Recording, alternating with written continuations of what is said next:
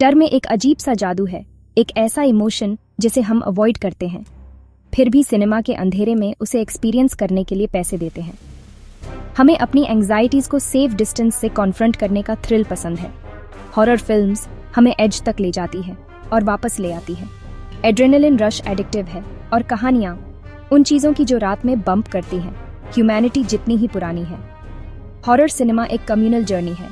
हम गैस्प करते हैं, स्क्रीम करते हैं और साथ में हंसते हैं, डार्कनेस का एक साथ सामना करने की हिम्मत करते हैं। सबसे अच्छी हॉरर फिल्म्स देर तक रहती हैं, अनईजीनेस के ऐसे बीज बोती हैं जो हमें अपने घरों में शैडोज पर सवाल उठाने पर मजबूर करती हैं।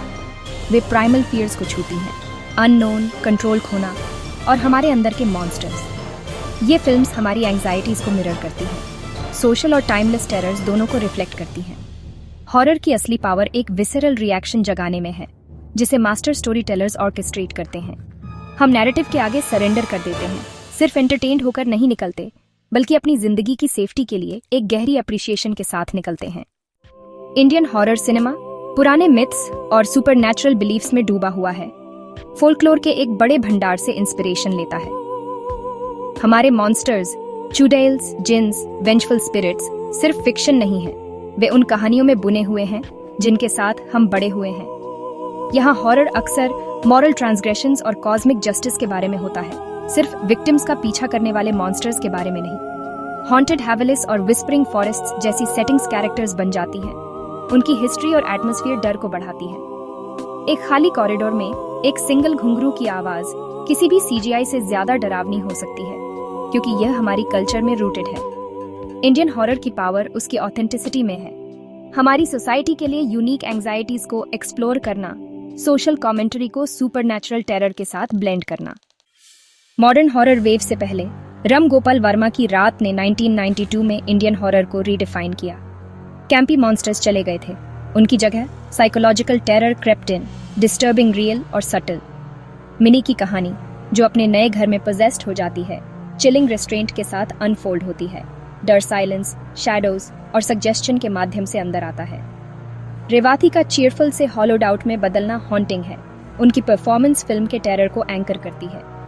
आइकॉनिक मोमेंट्स जैसे उनका अननेचुरल हेड टर्न, परफॉर्मेंस और कैमरा वर्क पर निर्भर करते हैं, स्पेशल इफेक्ट्स पर नहीं। रात ने साबित किया कि हॉरर क्वाइट, इंटेलिजेंट और डीपली साइकोलॉजिकल हो सकता है। इसने फिल्म मेकर्स की एक जनरेशन को जेनर और ऑडियंस की इंटेलिजेंस को रिस्पेक्ट के साथ ट्रीट करने के लिए इंस्पायर किया।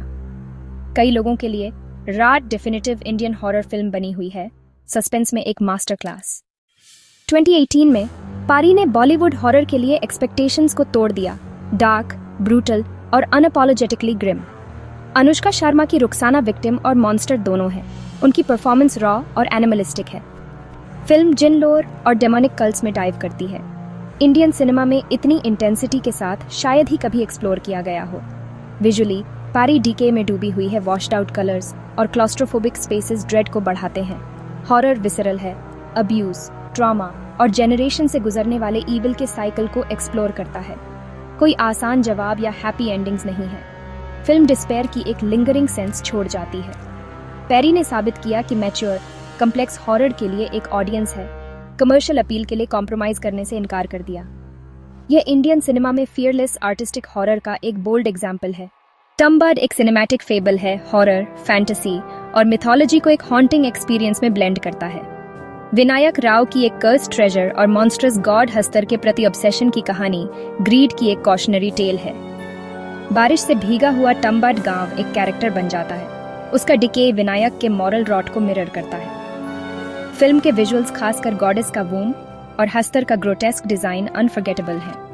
असली हॉरर साइकोलॉजिकल है और ज्यादा की इंसेशेबल हंगर और यह जो डिस्ट्रक्शन लाती है। टम्बाड आर्टिस्टिक विजन और परसिवियरेंस का एक टेस्टमेंट है।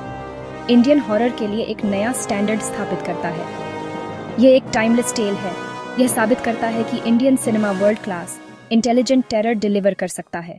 स्ट्री 2018 ने हमें स्क्रीम और लाफ दोनों करवाया।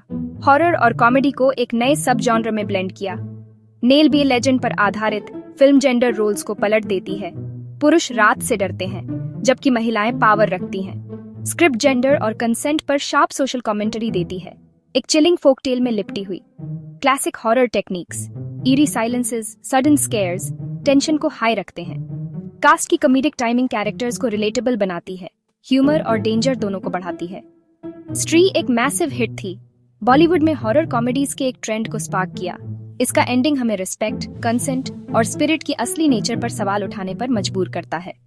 एक स्केरी मूवी से ज्यादा स्त्री एक स्मार्ट, इंपॉर्टेंट फिल्म है जो सोसाइटी को रिफ्लेक्ट करने के लिए हॉरर का उपयोग करती है। इंडियन हॉरर की कोई भी बात राज सीरीज के बिना पूरी नहीं होती, जिसने एक नई जनरेशन के लिए जॉनर को फिर से जीवित किया। पहली राज 2002 ने हॉन्टेड हाउस चिल्स को रोमांस और हिट म्यूजिक के साथ ब्लेंड किया, हॉरर को मैसेज के लिए एक्सेसिबल बनाया। बिपाशा बासु की परफॉर्मेंस ने उन्हें बॉलीवुड की हॉरर क्वीन का ताज पहनाया, जबकि फिल्म की टेंशन और जंप स्केयर्स ने एक नया टेम्पलेट सेट किया। सीक्वल्स ने नए सुपरनैचुरल थीम्स को एक्सप्लोर किया। इमरान हाशमी एक फ्रेंचाइज स्टेपल बन गए।